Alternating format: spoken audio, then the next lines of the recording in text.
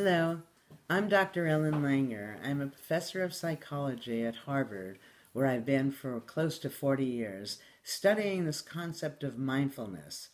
Mindfulness, which I'm going to explain to you, we've found is the essence of feeling alive, the essence of engagement. And what happens is when we make people more mindful, it turns out that they live longer, they're healthier, and they're happier. Now, it's a very simple thing. All you need to do is notice new things. We tend not to notice because we think we know, but that's an illusion of knowing. Everything is always changing. Everything looks different from different perspectives, so you can't know. If you look for new things, that puts you in the present. When you're in the present, you're engaged. The neurons are firing, and we find that this mindfulness is literally and figuratively enlivening.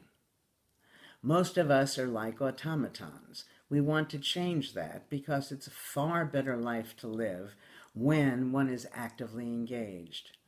There's no way to promise anybody that they will have more years to their lives. But the research makes very clear that by being more mindful, we're adding more life to our years. What we should do with any disorder, but what I recommend for you with ALS, is to pay attention to the changes in your symptoms. Notice when they're greater or lesser. They're changing all the time. Nothing stays the same. They're changing moment to moment. So as frequently as you can notice the difference, then you ask yourself, well, why? Why is it better or worse or just different now from before? And two things happen when we do that. First, when we notice the change and ask ourselves the question, we're being more mindful, which again, close to 40 years of research says is good for our health.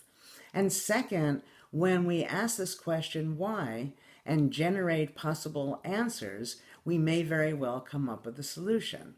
But just looking for the answers, just noticing these changes, turns out to be very, very good for us. At any rate, I hope that this is helpful to you. I wish you well.